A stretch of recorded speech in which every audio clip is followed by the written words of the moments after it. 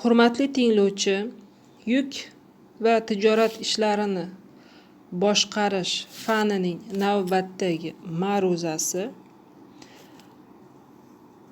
Ma'ruza mavzusi: yuklarni tashishga tayyorlash va qabul qilish. Reja: yuk xatini to'ldirish, tekshirish va vizalash. Ikkinchi, yukni bahosini bildirish. Uchinchi, stansiyaning umumiy foydalanish joylaridan ortib jo'natiladigan yuklarni tashishga qabul qilish. To'rtinchi, yuk massasini vagon va tovar tarozida trafaret bo'yicha, standart bo'yicha, o'lchash bo'yicha yoki shartli aniqlash. Jo'natuvchi stansiya tovar idorasida bajariladigan operatsiyalar texnologiyasi. Yuklarni yetkazib berish muddati va ularni aniqlash tartibi. Temiryo'l transportida yuk xatini to'ldirishga Ustavning 35-bandi va yuklarni tashish qoidalarining 3-bo'limi bag'ishlangan. Ichki qatnovlarda yuk xatini to'ldirish qoidalari: tashish hujjatlari komplekt yuk xati, yo'l qaydnomasi, yo'l qaydnomasining koreshogi va yukni qabul qilish pattasidan iborat. Yuk xati asosiy tashish hujjati va temiryo'l transportida yuk tashish shartnomasi hisoblanadi.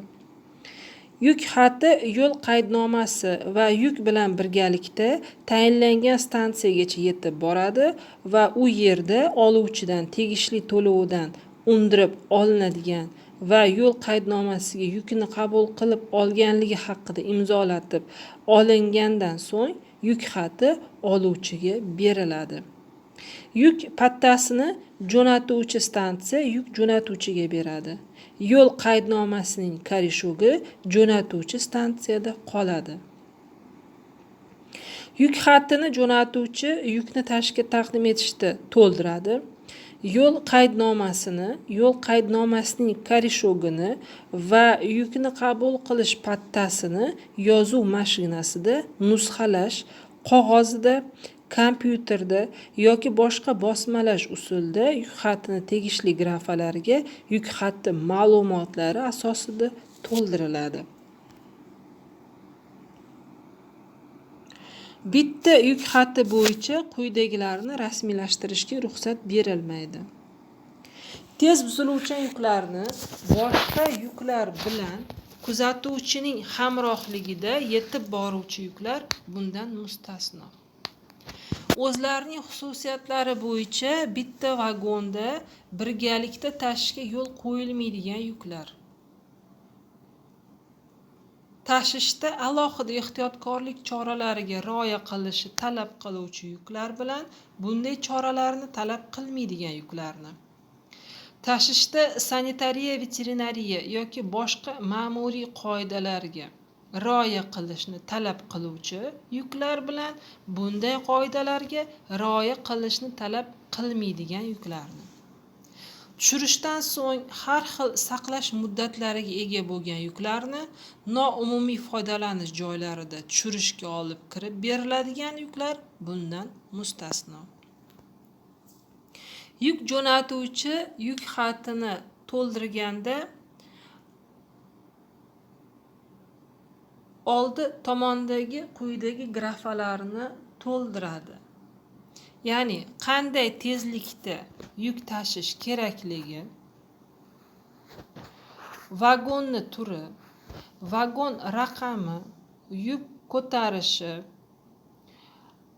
o'qlar soni, sisterna turi, vagonning texnik yuklash me'yori ma'lumotlari yuk jo'natuvchining vositalarida yuk ortilganida to'ldiriladi.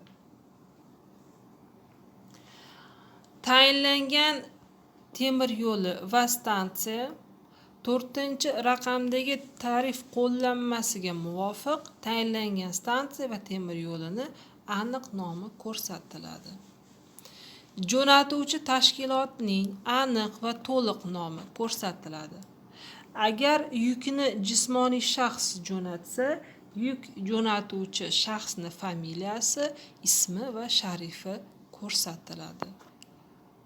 Va boshqa ma'lumotlar yuk xatiga aniq, hech qanday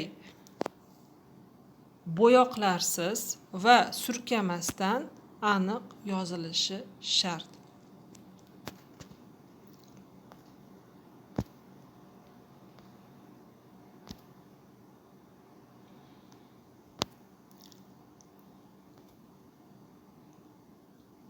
Demak, mana bu slaydlarda biz ko'rishimiz mumkinki, yuk xatini tayinlangan stansiya va jo'natuvchi stansiyani to'ldiradigan grafalarini ko'rishimiz mumkin. Ustavning 36-bandiga muvofiq yuk jo'natuvchi yuk xatida o'zi ko'rsatgan noto'g'ri, noaniq yoki chala ma'lumotlarni barcha oqibatlarga javobgar bo'ladi. Temir yo'li bu ma'lumotlarni to'g'riligini tekshirish huquqiga ega hamda yuk jo'natuvchini ko'rsatgan yuk vaznini tanlab tortish yo'li bilan tizimlashgan tartibda tekshirishni ta'minlaydi. Xavfli yuklar tashishga taqdim etilganida bunday tashishlar qoidalarida nazarda tutilganligi tekshiriladi. Yuk xatida yukning xavfliligi haqidagi shtempelni va halokat kartochkasining nomeri mavjudligiga alohida ahamiyat beradi. Oluvchining qisqartirilgan va kam tushunarli nomlaridan foydalanishiga yo'l qo'yilmaydi. Oluvchining qisqartirilgan va noaniq nomlanishi uning adresining to'liq emasligi va noto'g'ri kodlashi yukni topshirishda qiyinchiliklarni keltirib chiqarishi mumkin. Yuk jo'natuvchining manfaatini himoya qilish maqsadida unga tashishga taqdim etiladigan yukni bahosini bildirish huquqi berilgan.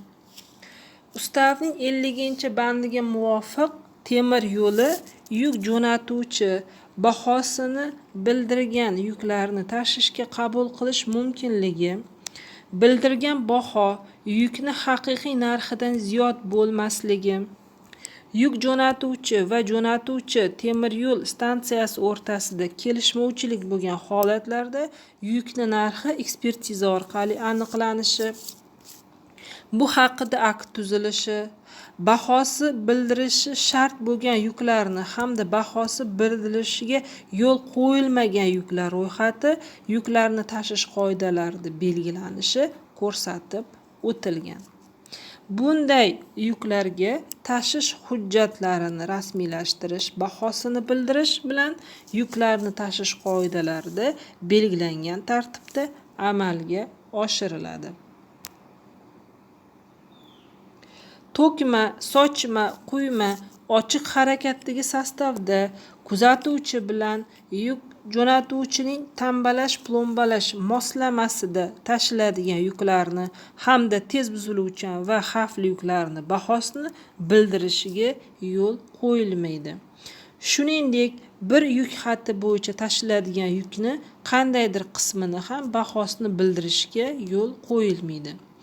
Boshqa yuklarni bahosini bildirish faqat jo'natuvchining xohishi bilan amalga oshiriladi. Yukning bildirilgan bahosi uning haqiqiy bahosidan ziyod bo'lmasligi kerak. Agarda yuk jo'natuvchi yukni bahosini ortiqcha ko'rsatgan deb taxmin qilishgan asos bo'lsa, stansiya yukni bahosini tekshirib ko'rish uchun tashishga taqdim etilgan yuk joyini ochishni talab qilish huquqiga ega. Yuqorida nazarda tutilgan yuklarni bahosini bildirish temir yo'lini ularni tashishda alohida ehtiyotkorlik choralarini ko'rishga undaydi. Yuklarni bahosini bildirish uchun shartnomaviy tariflar bo'yicha yig'imlar undiriladi.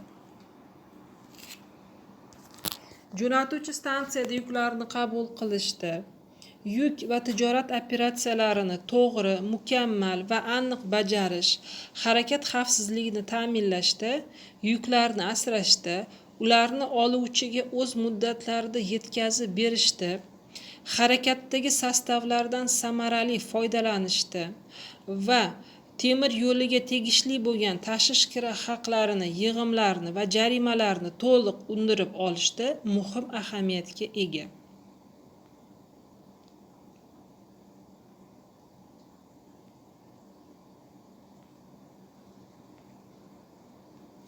Jo'natuvchidan temir yo'li qabul qilib olgan va yetkazib berib oluvchiga topshiriladigan yuk massasini, ya'ni miqdorini yukni jo'natishgacha aniqlanishi va yuk xatida ko'rsatilishi kerak. Ustavning 59-bandida to'kma, sochma, quyma va konteynerlarda tashiladigan yuklarni yuk jo'natuvchi topshirayotganda va temir yo'li qabul qilib olayotganida ularni vazni aniqlanishi va yuk xatida ko'rsatilishi kerakligi belgilab qo'yilgan.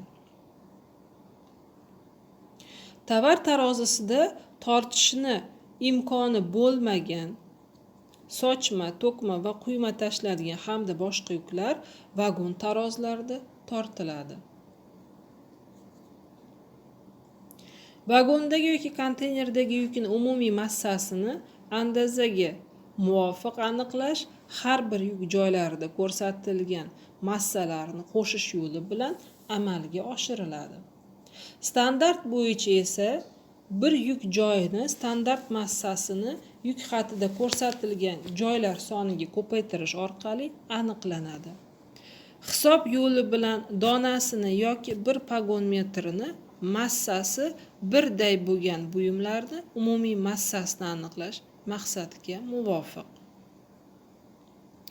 Neft mahsulotlarining massasi ham hisob yo'li bilan aniqlanadi.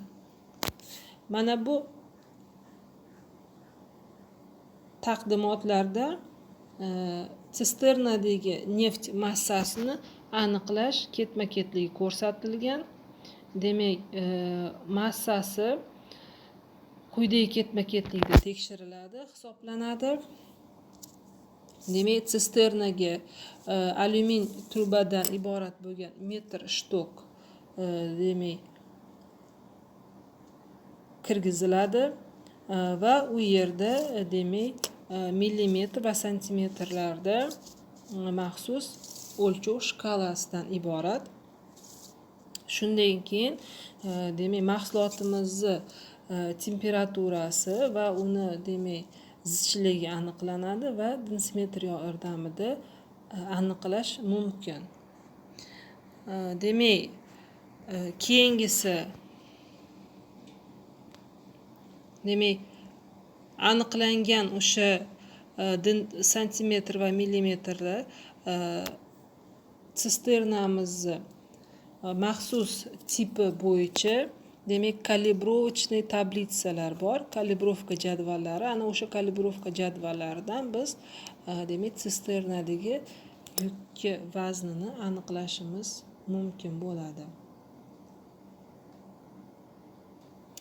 Yuk tashishga qabul qilinadigan va uni massasi aniqlanadigan so'ng tovar idorasida yuk xatini olib qabul qiluvchi topshiruvchidan olib uni to'g'ri rasmiylashtirganligi tekshirib chiqiladi. Qabul qiluvchi topshiruvchi yuk xatiga kiritgan ma'lumotlarning to'g'riligiga, to'liqligiga va uni imzosi bilan tasdiqlanganligiga alohida ahamiyat beradi.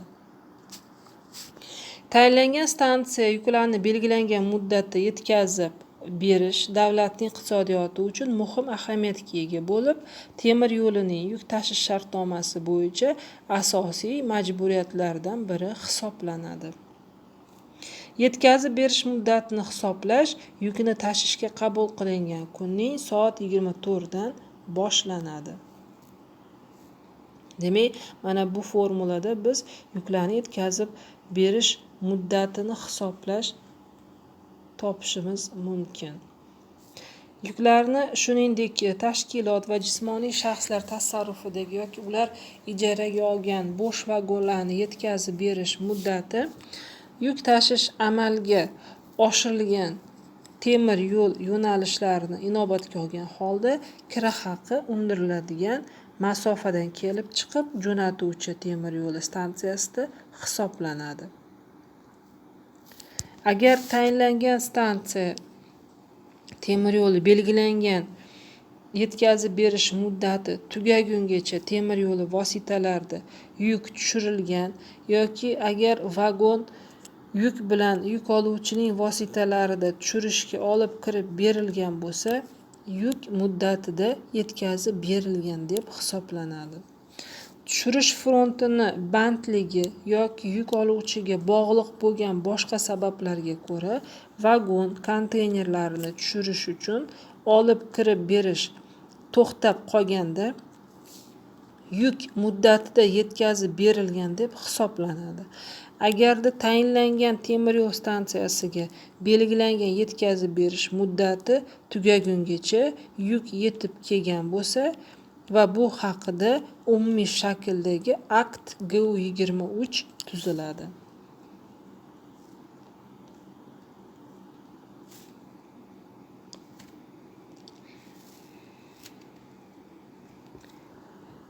Yukni yetkazib berilishi kechiktirilganligi uchun har bir kechiktirilgan sutka uchun to'liq bo'lmagan sutkani to'liq deb hisoblab kira haqqini 6% miqdorida jarima to'lanadi, lekin kira haqqidan 30% dan ortiq emas.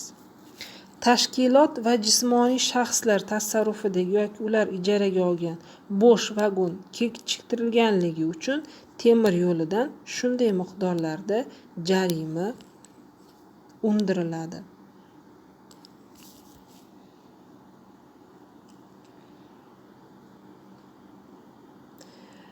Demak, ushbu 19.6 formula bo'yicha yuklarni yetkazib berish muddatini tezlashtirish va g'ildirakdagi yuk massasini kamaytirish natijasida xalq xo'jalik vositalarini iqtisodini aniqlash mumkin bo'ladi.